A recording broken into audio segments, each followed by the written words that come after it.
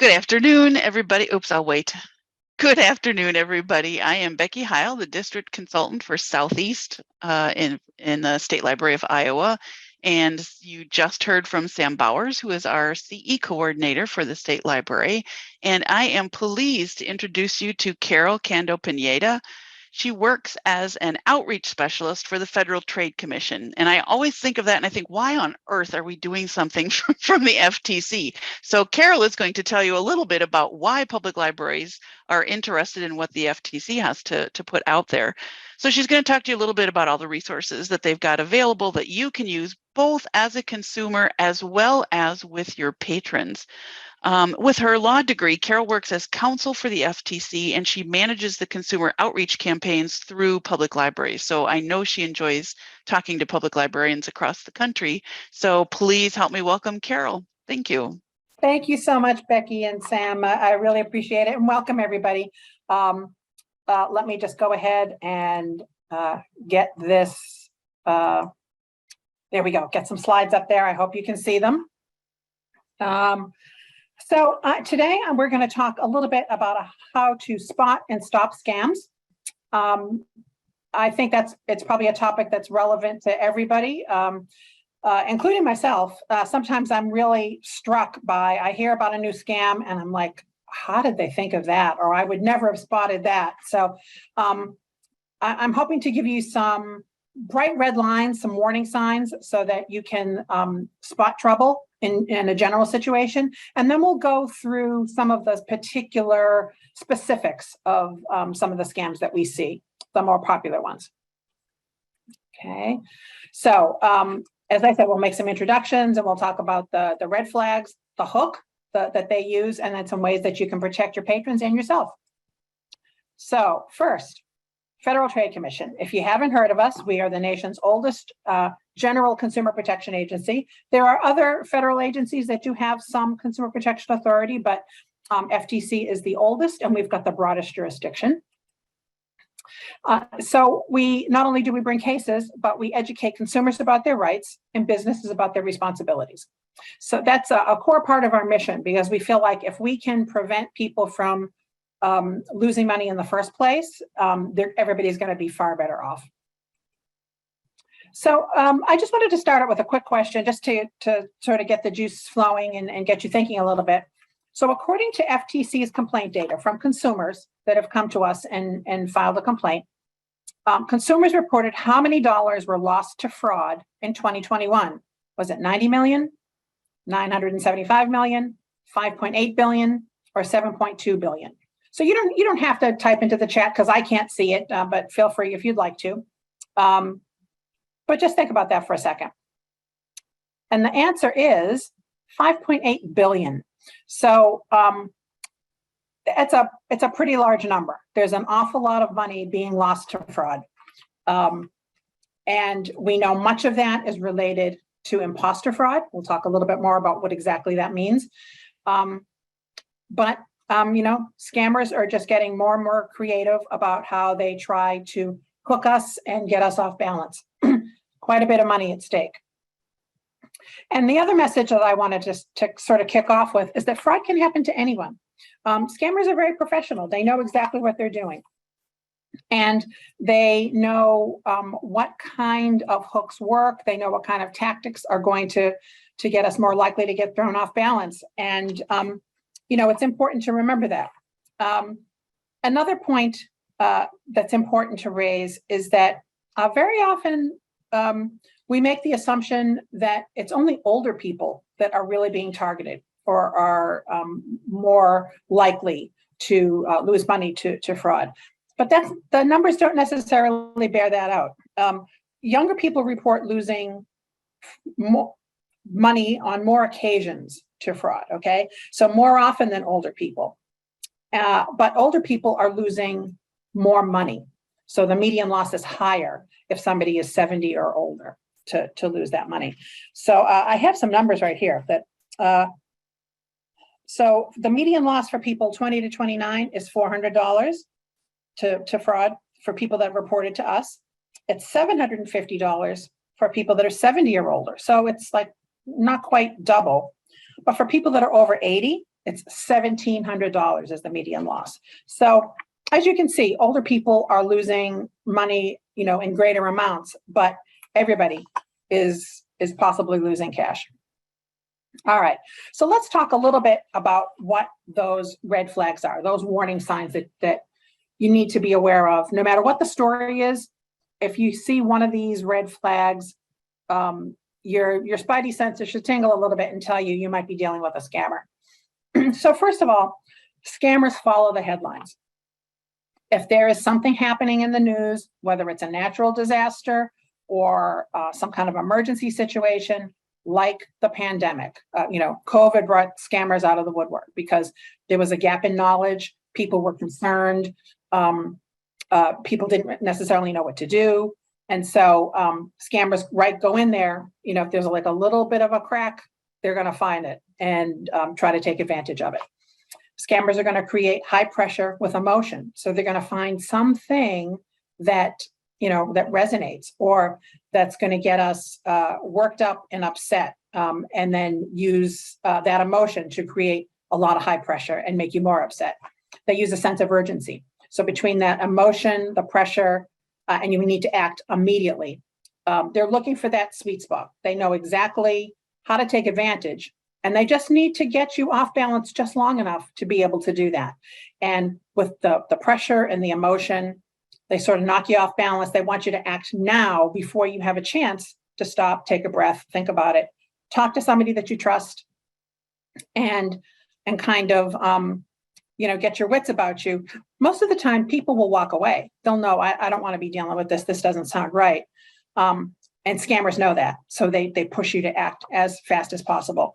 And I just want to add, librarians have a big role to play in that moment when people are getting knocked off balance, right? Because I have heard from librarians who have said, a patron came in, they seemed upset.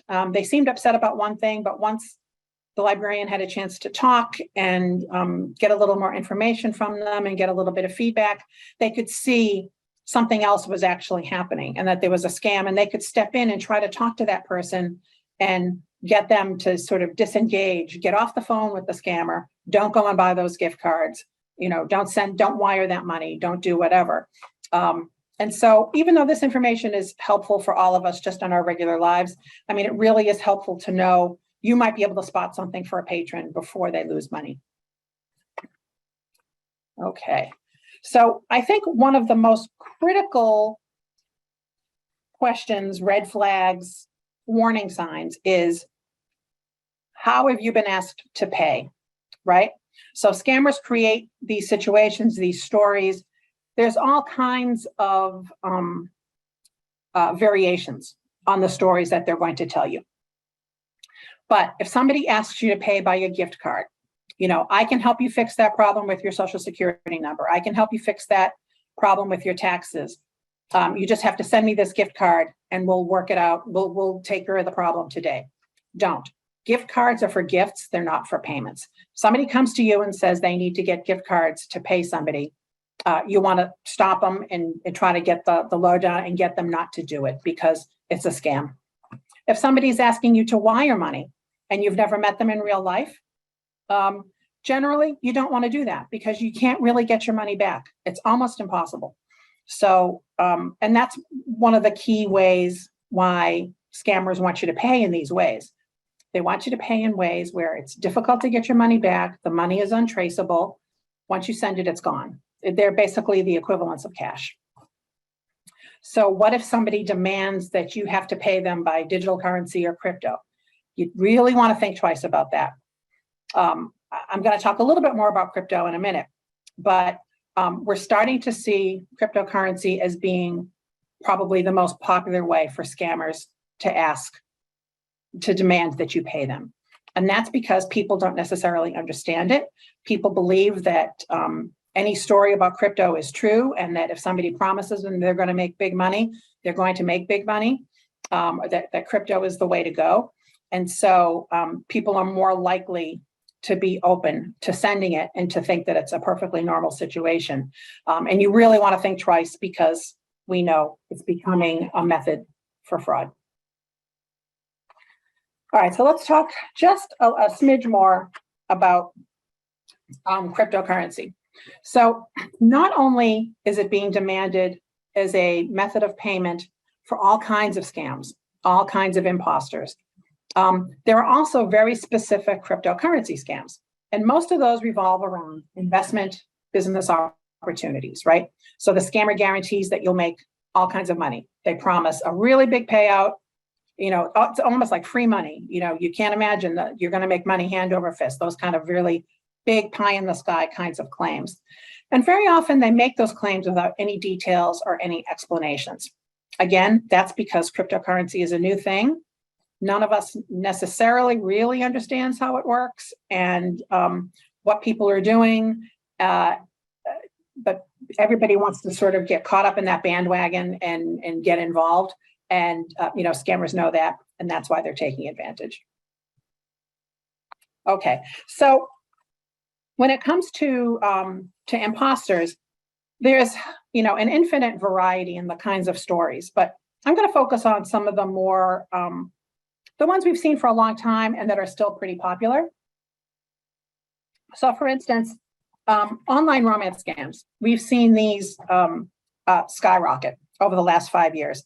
People have reported losing a staggering $1.3 billion to romance scams over the past 5 years. It's larger than any other FTC fraud category for those last 5 years. It's more than the losses for 2021 are like 6 times the losses for 2017. So it's huge and it's growing. I suspect some of that is just growing popularity of online dating, particularly during the pandemic when we were doing everything online and people just, you know, gravitated their dating life online. And so there's automatically more people. But also with the rise of cryptocurrency, there's sort of that blending where you'll see for some romance scams, the scammer will, it's kind of like a long con, right? They spend a good amount of time trying to get to know you or pretend to get to know you to gain your trust. You really think that you're building a relationship with somebody. And then they ask you to transfer some money, you know, as a favor. Sometimes that means you'll end up actually being a money mule and you're laundering money for this scammer. So not only do they disappear, you don't really have that relationship with somebody that you thought you did. You may have helped them commit, you know, money laundering crimes, and they may have actually stolen money from you as well. They may have had, you know, asked you to wire money or to invest with them in crypto, those kinds of things. So they're never going to ask you just one particular way. You know, they may ask for gift cards, they may ask you to wire the money, and more they're going to ask you to do some sort of crypto investment or to let's set up a joint account on this crypto account to build for our future together. That's kind of a common online romance line. And so if you see somebody that is having these kinds of interactions, you want to try to gently let them know, get them to talk a little bit before they send any money to this person that they've met online. Another twist is sometimes with dating sites that specialize in connecting LGBTQ plus folks, that someone will meet somebody on the site and they will immediately start to send intimate photos or share some intimate information and sort of pressure you to do the same. And if you do, then they immediately threaten you with extortion. They say that they will expose the photos to family, friends, coworkers, employer, you know, whoever. That basically they'll, you know, humiliate you by sharing this private information. Occasionally, they will threaten if they know that this person is not publicly out, then they will threaten to out them. And so you can imagine how damaging and frightening that is for people. And so, but the FBI will advise, do not send the money, because there is just no guarantee that they will not release photos, that they will not out you. You could send the money and still be in the same situation, or be extorted over, you know, many attempts, because they know that you were likely to pay the first time and you may continue to pay. And so people just need to be cautious when they're in these situations, because you can't assume the person that's on the other end is somebody that you can trust until you really do get to know them and perhaps meet in person and develop a relationship in real life. So the important thing to know is nobody legitimate is ever going to ask you for help by demanding cryptocurrency, sending the numbers on a gift card, or wiring that money. You don't want to send that money to anybody that you haven't met in real life. When it comes to online dating sites, you might also want to try not just talking to your family and friends and sort of getting their feedback. That's a helpful thing, but also try a reverse image search on that person's profile picture. You might find that the details don't match up. And if that's true, then it's probably a scam. So you might find that person's picture with several different names attached to other profiles, or the details that they've told you that they're a doctor in Florida don't match up with what you're finding online. It's probably a scam and somebody that you don't want to be involved with. Okay, so family emergency scams. This is, sometimes people call them grandparent scams, but they really happen to all different kinds of people and related to all different kinds of family members or loved ones. You get a call usually that says it's a police officer or a doctor or a magistrate from a different country, and the line is usually very staticky and the message is garbled, and they're talking about your family member, and they say that there's some sort of there's been an accident, they've fallen ill, they broke the law, they're in jail, and you need to send money to help them right now, and you need to do it immediately because they're going into surgery, but nobody's going to operate unless they're paid for it up front, or they're going to go into this terrible jail in a foreign country, or whatever the story is. And sometimes the phone is passed around to a couple of different people to make it sound like, here's the magistrate, and here's your person's lawyer, or here's the doctor, and your person can't speak right now, or there's just a lot of confusion. And, depending on the circumstance, people can be very frightened by this and will agree to send money. And really what you need to do, the speakers will say, they'll try to pressure you to not get off the phone, or to, as I said, they want you to go get that money, to wire the money, to send the crypto, to send the gift card right away. And, really you just want to check with family members to try to locate the person that they're talking about right away. And chances are you'll be able to text them or make a quick phone call and find them, and that all works out if you really and truly are worried. But 99% of the time, you can just hang up and not deal with that call at all. Okay, so this scam, we've always referred to them as nanny or caregiver scams. So these happen on job boards or online hiring sites, but more and more we're starting to also see all kinds of scams originating not always on the phone and not always by text, but through a social media message. So we're seeing a lot of this fraud happening on social media. So somebody might express interest in a position and then get a social media DM, or if they've been on a site, get that DM, or sometimes they just send them out to see, hopefully that they find somebody that responds. The situation goes like this, that you apply for this job, and then they reply back and say, oh, you're hired. You need to send some money to this company, and they give you an address to send money to buy your uniform, or to buy supplies, or to buy something else. Or they'll say, we're gonna pay you upfront for your first week. They send you a check, and then when you get the check, it's for much more money than what you were anticipating.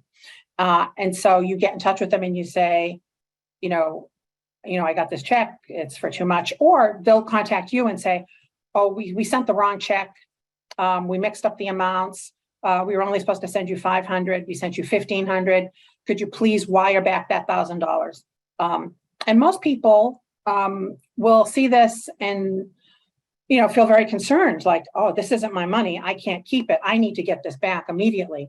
So not only are people imagining that, this is a legitimate job opportunity, this is their real employer, but they've been coaxed to believe that, they're holding on to somebody else's money and they need to return it right away. Again, the emotion, the pressure, and trying to get you to act right away. What's a little bit more insidious about this is that most of the time people will deposit that check and they'll see the money in their account, and then they'll wire the money back to the person they think is their new employer. But especially for younger people, there isn't always an understanding about how checks actually work, and that you can deposit a check, you can see the money in your account, but that doesn't mean that it really is actually truly there and truly cleared. That it might take, a couple of weeks for the check to make its way through the banking system and for it to be validated and to know that there really is $1,500 in your account that came from that check. And so obviously the check is fake. And then eventually, if you've gone and you've wired that money, say you've wired the $1,000 to somebody, within a few days, you'll see that check was fake. There isn't $1,500 in your account. There never was. So whatever you wired to that person, to that your supposed new employer, that's your own money. So you're out $1,000 because you just wired it to them. So after you wire that money, they disappear. There's no job, you've lost your own money, and they're gone. There's no way to get it back. That, by the way, is called a fake check overpayment scam. It happens in a variety of different circumstances, but I highlighted this one because it's a common one, and we're seeing people talking about getting social media messages or seeing posts about jobs, and then it plays out in this fake check overpayment kind of way. Okay, so this is a phishing scam. So phishing is where somebody texts or emails or calls, and they sort of try to social engineer you a little bit to get information from you. So the whole point is really just to get in contact with you so that they can get some sort of personal information. And even innocuous things can be information you don't necessarily want to share with a scammer, right? You don't want them to know your name and your email, and you certainly don't want them to have your social security number and your credit card number or a bank number or things like that. So this kind of a phishing email is one that we've seen recently, and that's why I wanted to highlight it.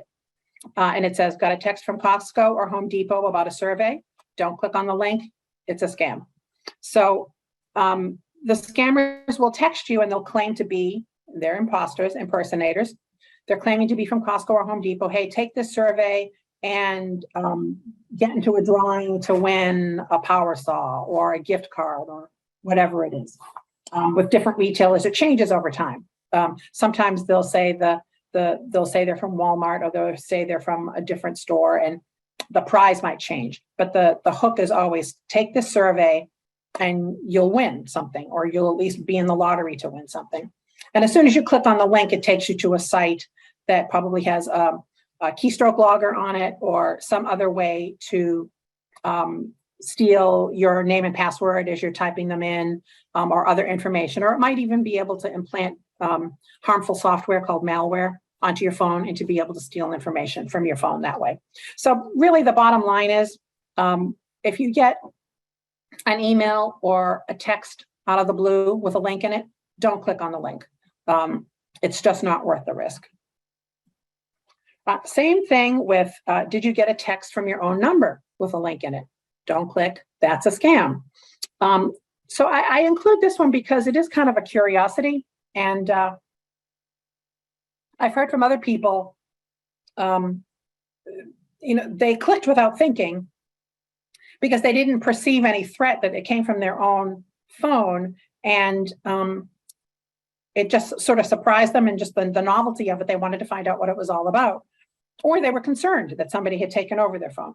And really, it's just scammers using ID spoofing. So there's technology that allows you to disguise the number that a call or a text is actually coming from. And scammers sometimes have used that, say when they pretend to be, they're calling from the IRS, and they're trying to commit some sort of a scam related to your tax form or something. They can make it look like it comes from 202, so that it looks like it comes from Washington, D.C. They can spoof that number so that it looks like it comes from your local area. And so in this case, they're just spoofing it to look like it comes from your phone, just as a way to trick you into clicking on it. Oh, I'm afraid this slide got a little wonky. I'm sorry. Again, I just wanted to raise this because they raise their head at different times of the year and in different circumstances. But these are what we call chain letter scams.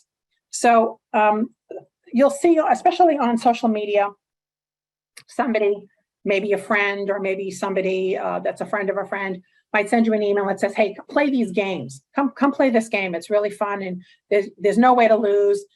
And the bottom line is that, as you'll see, there's always an outer level. When you first join the game, you pay in $100. Then you move a step closer, you move up another level. And then you pay a little bit more. And then you move to the next level, then you might pay a little bit more. And then you take turns getting to that center spot in the middle, and you collect money from a kitty at that point. And so it seems like, well, that makes sense. Everybody gets a chance to move up and we all make a little money, and it's kind of fun in the process. And sometimes they're called the picnic game or the ladies' lunch or the airplane game, or, there's all different kinds of names for it. But really, pure and simple, this is just a pyramid scheme. So they almost always collapse in on themselves at a certain point because you can't find enough people to keep joining the game to keep feeding it with money. So there'll always be some people up at the top that made their money and they got out. And that leaves everybody else at the bottom sort of stuck. They've paid in money for nothing, and it really is like a scam. So the chances of you being able to get your money out are pretty small. And even if you do, you've done it at the expense of cheating other people. You've been part of this scam. So we tell people, you really don't want to get involved in that. And you're most likely going to lose money. Oh, so I wanted to talk a little bit about weather emergencies. These are a little bit less like these traditional scams that I've been talking about. There are scams that arise in this context, but I just wanted to talk about the issues in general and encourage you to go to ftc.gov/weather emergencies, because this time of year, we're sort of in that hurricane season. In some parts of the country, in some parts of the year, there's always some sort of a weather emergency that could be pending. And now is the time before the emergency to get financial papers in order. It would be a great programming idea at a library for your patrons to help them pull together the correct financial documents that they might need. If their home is destroyed, if the town is destroyed, if they need to locate quickly, there are certain things that they're going to want to have. So you don't want to have to leave your home and then not have all of those important documents with you, right?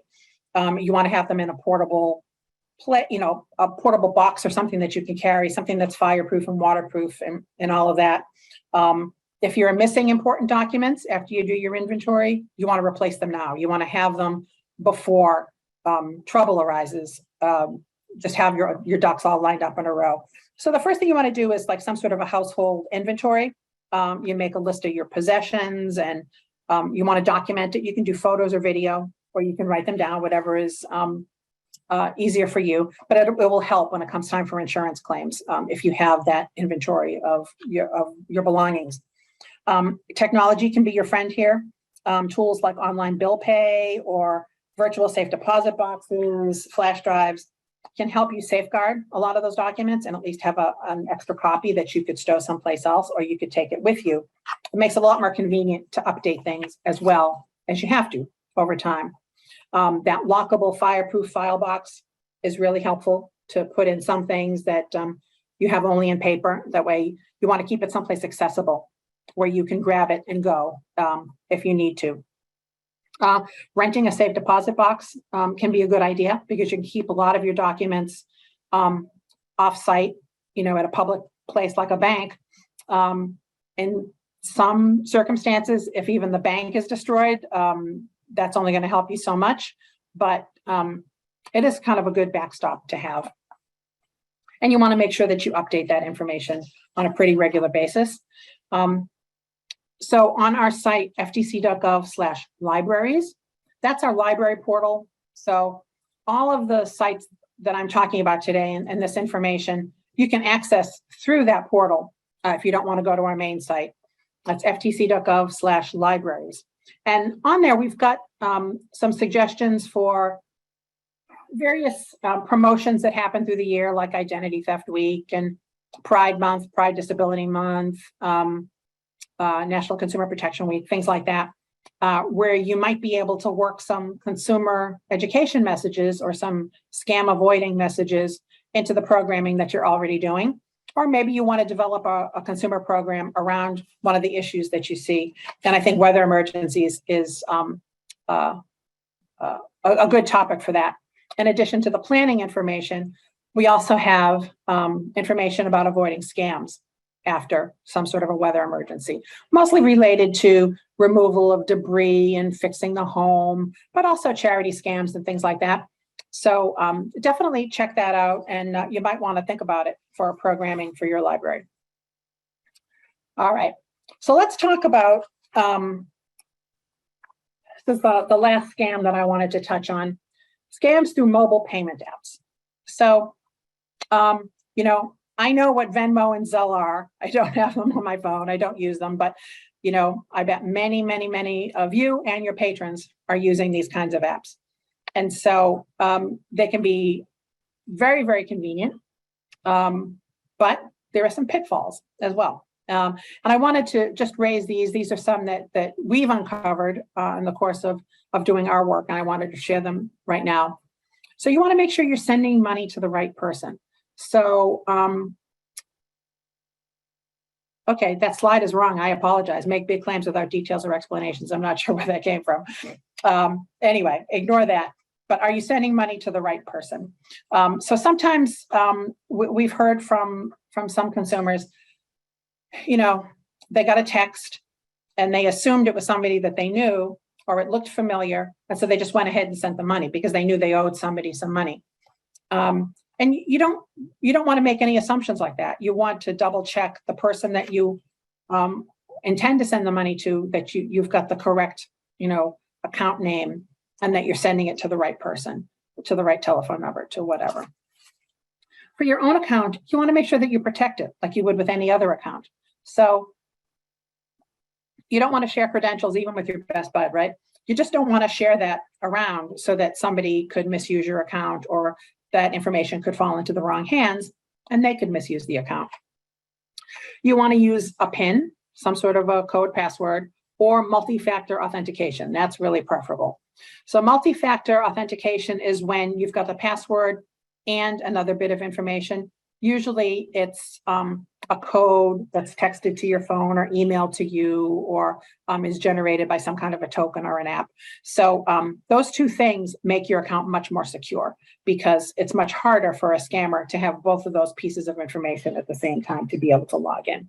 So it's not offered everywhere, but when it's offered, use it. Do you get an unexpected request like this text that you didn't expect? Well, rather than, I hate to tell you to ignore it, but if you're concerned that you might be, blowing off a friend and not sending money when you're supposed to, but you're not sure, call up the friend, speak to them to confirm that it's really them. You want to be sure that you have the right person, number one, but that also nobody hacked into their account.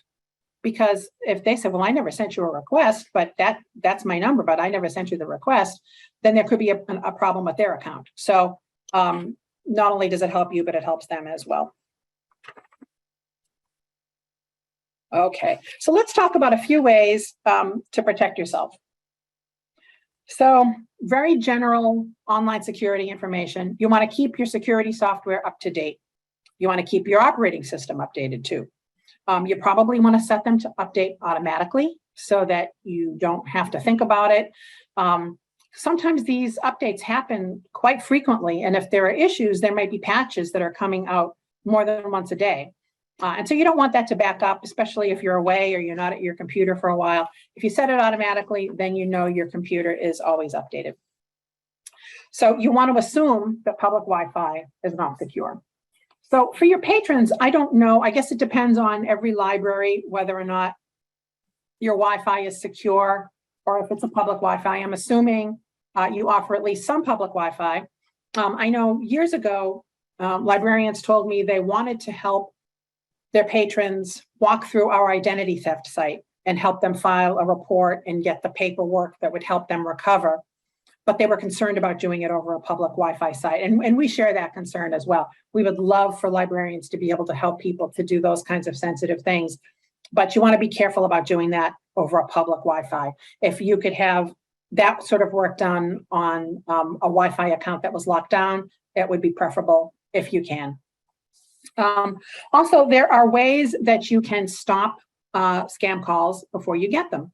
So you can encourage your patrons to contact their service provider and find out if, well, first of all, your device may actually have ways for you to block certain kinds of calls. So you definitely want to look into that. And for that, you'd have to get onto the manufacturer's site or, look on the phone and figure that out. But you could also call the provider, and they offer certain options. It depends on the provider, depends on your device, all of that. But usually it falls down between call blocking or call labeling. So if you opt to have the calls blocked, it's just that. You don't get any calls that are likely to be spam or that aren't recognized, that aren't recognized by your phone, like in your address book. So you may miss calls that come from like a doctor's office that you haven't had a chance to put into your phone yet, or that you haven't communicated with, or things like that. But it will eliminate 99.9% of all of those annoying kinds of scammy calls. You may choose to get it labeled instead of blocked, in which case, when it rings or when you get the text, it'll be labeled as possible spam, and so or a telemarketing call, and so you can choose whether or not you want to pick it up or not, or see if it goes to voicemail and somebody leaves you a legitimate voicemail or not. But those are just two of the options. In general, if you do pick up a phone, it's a telemarketing call. You don't want to press any numbers because even if it says press 1 to get off this telemarketing list or something like that, you don't want to do that, because generally that just alerts the caller that it's a live number, that there's somebody there, and you'll just get more calls. If you do that, it's not going to help you. Okay, so some more tips are use strong passwords. We talked about multi-factor authentication, and we also talked about, but it's worth repeating, don't click on links in emails or texts that come out of the blue. It's just not a good practice, right? You just sort of open yourself up to trouble on your phone or trouble otherwise if you start to click on links, because you really don't know who they're from. Other ways to avoid scams: do online searches. If you're interested in a particular product, or if you've gotten, you're not sure whether you should interact with somebody, or you're not sure you should buy from a particular company, just go online and search the name of that person or the name of the company, the name of the product, and the word scam or complaint or reviews, and see what comes up. So chances are you'll see, they'll get a lot of results. And some of them may be just shills, people that are saying that it's great, even though it really isn't. They're being paid to say that it's great. Others may be people that are complaining about how terrible it is. There may be all kinds of stuff in between, but that's information for you to use. It's data for you to be able to make a decision. Chances are If it's a scam, you'll find lots of other information out there about other people that have had that same experience and will tell you this is a scam, don't do it. Good to listen to that. As we said before, don't believe your caller ID. Scammers can spoof the number to make it look like it comes from any particular area. So folks have told me in the past when there was a scam that pops up periodically whenever we get new commissioners or a new chairperson, they'll get calls that appear to come from the Federal Trade Commission. They say they're coming from the chairman of the Federal Trade Commission or a commissioner, sometimes even actual staff people. And if you went and looked up that the telephone number or looked up the name, if you looked up my name, you would find that I'm an actual attorney at the Federal Trade Commission. If you looked up the number, you would see 202-326 whatever is a legitimate FTC number. Everybody's got that 202-326 kind of number if you're in Washington, D.C. And so people would take that as proof that they had found a correlation. It really must be from Carol Kando at Federal Trade Commission. But somebody stole an address book and then spoofed all of those telephone numbers. So you can't take that as proof that it's a legitimate call, right? Just because you see the caller ID, don't take that as evidence of anything legitimate. You don't ever want to pay up front for a promise. Somebody's promising to do something for you, then you don't want to pay for it before you get your service done, right? If it's legitimate, there's going to be some kind of an agreement. They give you the service, you pay them. You don't want to pay upfront for the promise of help or the promise that you're going to get rich or anything like that. You want to be skeptical of free trial offers, mostly because free trial offers are very often a way that scammers will use to say, well, we're legitimate, you can try this for free. But it's a way for them to get information from you so that they can either make unauthorized charges or then sign you up. You might get the product free for 1 month and then it's on your credit card bill forever, because there's something in the fine print that says what's called a negative option, that you've actually signed up for this, and until you affirmatively say, I don't want this anymore, you're going to continue, they're just going to automatically bill you. And they have it constructed, the whole scheme is constructed so that it's almost impossible for you to reach them to get them to stop charging on your credit card. And so there's always a pitfall there with free trial offers. Certainly not everyone does that, but it's hard to know who's going to give you a legitimate free trial offer if you've never heard of them before, if they don't have a track record. So you just want to be careful. If you'd like to keep up with what some of the latest scams are, you can sign up for the scam alerts that FTC puts out at ftc.gov/subscribe. That way you'll get an email in your box whenever we put out a new blog post that talks about the scams alerts. As we hear about new scams and as they evolve, we'll put out a blog post to alert people to what we've seen. So sometimes that can be a good way to keep track of things. One more thing I wanted to mention about protecting yourself, encourage your patrons to maybe get their free credit report. And now because of the pandemic, the credit reporting bureaus have agreed to give us all a free credit report every week through the end of this year, through December 2022. Just because there was so much fallout from the pandemic and so many economic challenges that people had to face in order to and so much fraud that people could take a look at their credit report and to see what was going on there. It's a great benefit to have that every week. I'm assuming by January, we'll go back to having that free credit report once a year, but from 3 of the credit reporting agencies. So it's actually 3 different reports, and you can stagger your request to get one at the beginning of the year, middle of the year, towards the end of the year, so that you get a different snapshot of your credit report all throughout the year. And that can sort of alert you to problems a little bit earlier than if you got them all on the same day at the beginning or the middle of the year. So if you want those free credit reports, you go to annualcreditreport.com and you request them that way. And so finally, I wanted to talk to you a little bit about identitytheft.gov. So we don't have a lot of time to get into the details about identitytheft.gov. Just remember that site, and you can get to it from ftc.gov/libraries.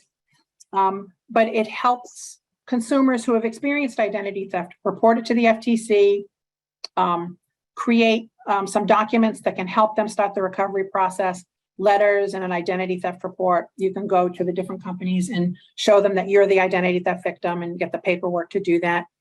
It'll help you come up with a personal recovery plan so that you know exactly what you need to do for your kind of situation. There's an English site and a Spanish site. There's chat and phone support. And I strongly recommend it if you have experienced identity theft, you know somebody who has, it's a great site. It's a great site to get that recovery started. For other kinds of scams, if you've encountered them, or if you've got patrons that have encountered scams, whether or not they've lost money, we want to hear about it. And they can go to reportfraud.ftc.gov. It's a step-by-step process, pretty easy. You can gather any information you have about the experience and go on to report fraud and submit that, because we would really love to hear about it. It's not like opening a case file. No, you're not going to hear back from people. We can't necessarily intervene on behalf of anybody for an individual dispute, but it really helps us build investigations, build cases. We share the consumer reports with other law enforcement agencies in case they can take action. And it helps us to see how scams are evolving and helps us focus our consumer education efforts. That's reportfraud.ftc.gov. If you'd like to order some free publications from the FTC, go to ftc.gov/bulk order. Right here, I focused on the bookmarks because librarians, and they're pretty colorful. They're nice. They're free. You can put them out. You can include them in programming. Always worth taking a look. And then just some of the links that I had mentioned about subscribing for the scam alerts. If you just want to read the scam alerts without signing up for the emails, you can go to ftc.gov/scams, and you can follow us on Facebook and Twitter. And that's the end of the presentation, but I'd be happy to get some questions. I can't see the chat, so I don't know what's come in already, but hi, Carol, this is Becky, and I've got just a couple of things to follow up on. The first one is I just tried going to ftc.gov/libraries, and it told me that was forbidden. What I found was consumer.ftc.gov/features/librarians. Okay. Can I share really quick? Can I share really quick, and you can tell me if this is the place that you're? Yes, please. Want me to? I'll stop sharing. Okay. All right. So we just did a technology update to the back end of our site, and so yes, this is exactly the correct site. Okay, so I put that in the chat. Yes. So take that. I will double check what is happening with that alias. We're having some trouble today, and all of the aliases, the ftc.gov/whatever, aren't working very well. But this link, the consumer.ftc.gov/feature/librarians, get you there. It's not pretty, but it'll get you there. And that's like a good portal. Yeah. All right. Thank you. And then sort of related to that, I remember several times ago when you and I did these webinars, there were presentations that were available for libraries with maybe scripts and some slides that they could actually use to do presentations for their public, for some kind of a public program. Are those still available, or have they changed into something else? Yes. So they should be available through the librarians page. Okay. If you look through by audience and by topic. And then also, if you go to consumer.gov, which is a different site FTC has, not our main site, but consumer.gov, it's what we call consumer protection, just the basics. It was a program that was developed initially for people with lower levels of literacy, but it has proven to be enormously popular with everyone. And so that page has some very wonderful videos that explain some complex topics in very simple terms, as well as talking points and slides. And we're coming up with some new slides on other topics related to financial resilience in the pandemic, Great. That URL will be ftc.gov/money matters. That's not available till probably the end of September, but that should be helpful as well. Okay, great. Thank you. I know, public librarians are sort of under the gun trying to come up with programs. And if they've got something that's, halfway done already, it really Right. makes it easy for them. So thank Right. you. Yes, Right. that's super helpful. The main question that came through, there was only one that I actually saw come through, was while you were talking about the weather emergency, and it actually made me kind of think of something, and I think that's the same direction here. Scanning and uploading some of those financial docs to the cloud, good plan as well. I don't know if that was something that you mentioned. Is that something that you guys recommend? No, I think if I had gotten into a little bit more detail, I probably would have gone there. Okay. I think that's probably a good idea, because you probably want to have paper copies of some things. And that's the stuff that you would keep in a waterproof bag and a fireproof box and sort of a grab and go bag. But it's really helpful to have it, scanned into the cloud. You can put it on the flash drive and keep that in the fireproof box as well. But if it's in the cloud, you can probably get it to any place. But I'm sort of like a belts and suspenders kind of person. I like having a couple of different alternatives, because you just never know what's going to happen. If the cloud goes out one day for whatever reason, and it takes a while to get things, back up and running, you still have it on your stick drive. You still have it in paper. But the cloud that's definitely a good idea to back up all of your information. One of the options. Great. And that was actually the question that had come through, was pictures in the cloud as well. And so yeah, I think that's a good one. And I think another one just came through that I saw. So here is a question that just came in: spam emails. When you open an email, does it alert the spammer that it's an active email address, just like if you answer a call or press the button on a spam phone call? That I don't know. There may be some sort of analytics that I'm not aware of that do alert the person. But I'm going on the assumption right now that merely opening the email is okay, as long as you don't click on anything. Okay. So anyone else have questions that you'd like to put in the chat for Carol? Oops, I just lost my chat. Hang on. Since we are in webinar form, you don't have microphones, but if you're interested in typing something in the chat. And I would really encourage you guys to go and look at that librarian page. There is tons of great information there that you can use to put together programs to help advise your patrons when they come in. And you guys, Carol mentioned this, you guys are the ones that are there when, some woman comes in and, she asks you a question about, do you know anything about cryptocurrency? I should be, somebody's asked me to send this. Can you help me do that? You guys are that front line of defense sometimes. If they don't have family around, they're asking you. And so for you to have that information, I think is really helpful. Yeah, I heard from a librarian that stopped an older gentleman from sending like $1,500 worth of gift cards, and he was on the phone with the scammers at the time and sort of panicking and starting to copy down the PIN numbers. And she was able to intervene and at least get him to hang up the phone. And, I think she probably saved him from losing $1,000 that day. Mm-hmm.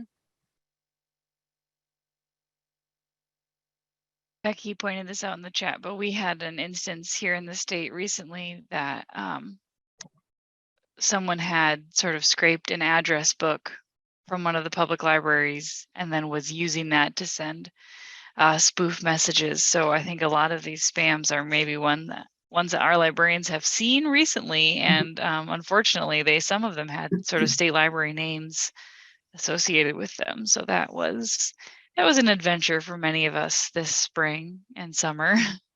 Yeah, I mean, really, I just really want to get people's awareness front and center, so that even, they at FTC, we do that sort of security training an awful lot, where they will randomly send employees emails, and sometimes they swap out like the real name of the actual, not the chairman, but like the director of human resources or the chief financial officer or somebody.